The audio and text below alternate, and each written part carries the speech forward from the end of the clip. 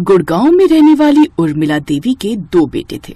बड़ा बेटा अनुराग, जिसकी शादी अंजलि से हुई, और छोटा बेटा प्रांजल, जिसकी शादी श्वेता से हुई।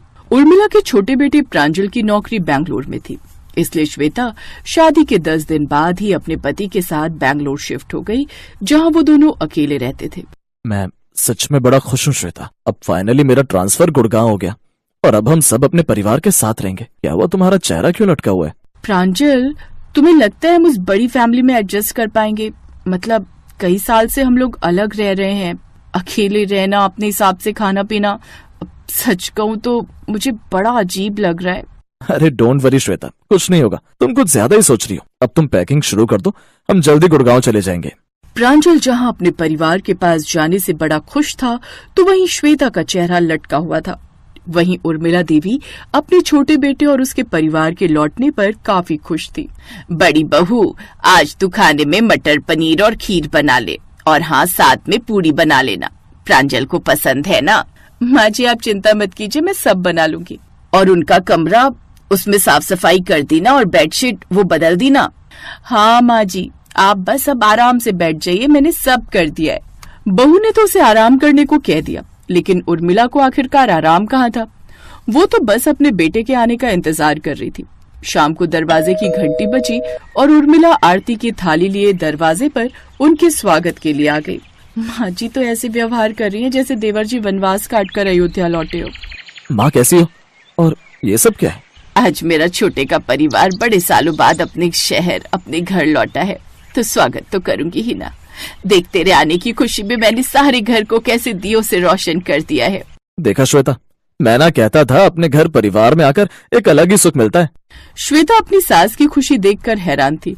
उसने अपनी सास और जेठानी के पांव छुए और फिर अपने कमरे में फ्रेश होने चली गई। कुछ देर बाद अंजलि ने सबको खाना परोसा। सच में भाभी, आपके हाथों में तो गजब का स्वाद है। बड़ी अच्छी सब्जी बनाई आपने। तुम्हें पसंद आई, मतलब मेरा मिशन पूरा हुआ। रसोई में 2 घंटे तक ये मेहनत करने का। श्वेता अंजलि को देखकर मुस्कुरा दी। इसके बाद वो सभी सोने चले गए। अगली सुबह श्वेता रसोई में गई तो गैस पर रखी छोटी छोटी 2 कढ़ाइयों को देखकर हैरान रह गई। दीदी, ये क्या है? इतनी छोटी 2 कढ़ाई और इसमें एक ही जैसी सब्जी। हाँ, तो हम सब खाने वाले भी कितने सारे लोग हैं। अब जॉइंट फैमिली में तो यही होता है, 2 कढ़ाई ही सब्जी बनती है, एक छोटी कढ़ाई नहीं। तुम अकेली रही हो ना इतने साल, इसलिए तुम्हें ये ज्यादा लग रही होगी, लेकिन कोई बात नहीं, धीरे धीरे तुम्हें भी इन सब की आदत हो जाएगी।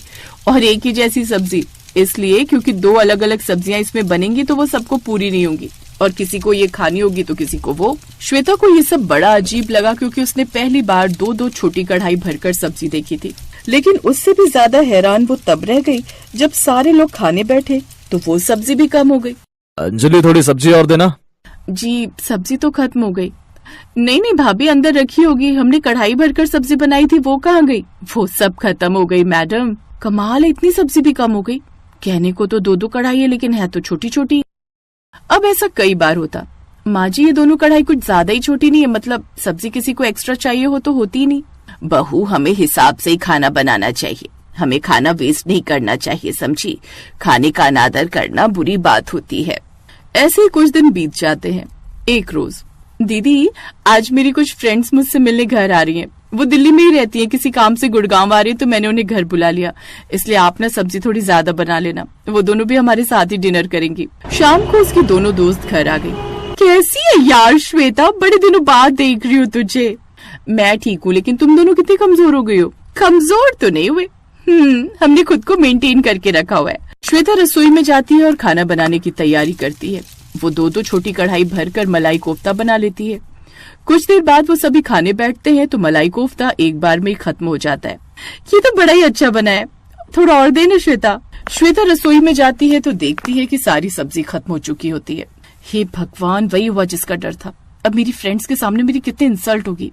डोंट वरी अंजलि, तुम ये मेरी कटोरी की सब्जी उन्हें दे दो, मैंने अभी शुरू नहीं किया था। श्वेता उस सब्जी को ले जाकर उन्हें देती है। उनके जाने के बाद वो ये सोचकर हैरान थी कि 2 छोटी कढ़ाई भरकर सब्जी भी उसके ससुराल में कम पड़ जाती है। कुछ दिन बाद श्वेता उसके हाथों में होती है 2 बड़ी कढ़ाई, जिन्हें देख सास पूछती है, छोटी बहू, ये क्या है? माँ जी, अब से मैं देखती हूँ कि इस घर में सब्जी कम कैसे पड़ती है। अब इस घर में सब्जी बनेगी, लेकिन वो भी 2 कढ़ाइयाँ भरकर। श्वेता झट से दोनों बड़ी कढ़ाइयाँ दोनों चूल्हों पर चढ़ा देती है और फिर मसाला बनाकर दोनों कढ़ाइयों में मसाला तैयार कर लेती है। कुछ ही देर में दोनों बड़ी बड़ी कढ़ाइयों में सोयाबीन की सब्जी बनकर तैयार हो जाती है। इतनी सारी सब्जी श्वेता? हाँ भाभी, उन दो छोटी छोटी कढ़ाइयों में सब्जी सबके लिए कम पड़ जाती थी, इसलिए अब हम इन दो बड़ी बड़ी कढ़ाइयों में भरकर सब्जी बनाएंगे और सुबह से शाम तक सबको यही खिलाएंगे। ठीक कहा तुमने श्वेता, और वो भी एक बार नहीं बल्कि दो दो बार खा सकते हैं।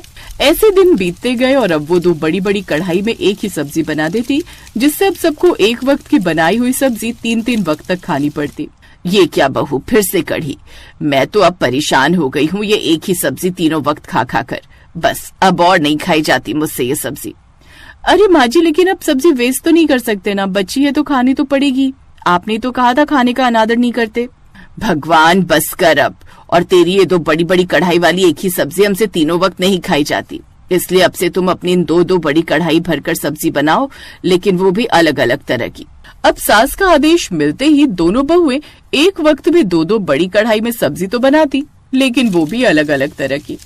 इस तरह से अब घर वालों को भी एक वक्त में दो अलग अलग तरह की सब्जियां खाने को मिल जाती, जिससे वो सभी काफी खुश थे।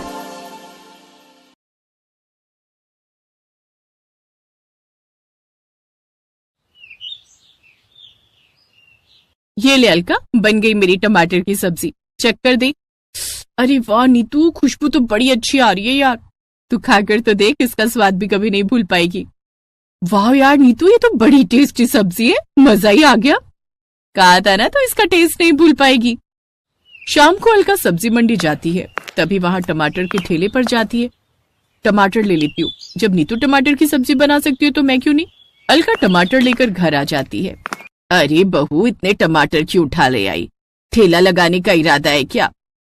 नहीं, मोहल्ले वालों को मारने के लिए है माँ जी।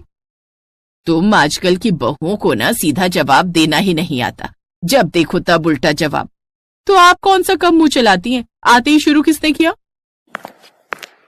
अरे चुप हो जाओ, तब से देख रहा हूँ दोनों चपड़ चपड़ लगी हुई हो। और बहू, अपनी सासू माँ से ऐसे बात नहीं करते।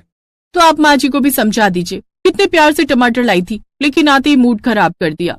तुम भी चुप हो जाओ भाग्यवान। हाँ हाँ, तुम तो मुझे ही चुप करवाओ अब।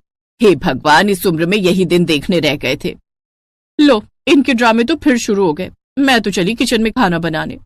अब अलका किचन में जाकर खाना बनाने लगती है। फिर सभी लोगों को गोभी टमाटर की सब्जी बना, जिसमें गोभी तो कम होती है लेकिन टमाटर ही टमाटर भरे हुए होते हैं। चलो, सब्जी तो रेडी हो गई, अब सभी को दे देती हूँ। हे भगवान, बस सबको पसंद आ जाए।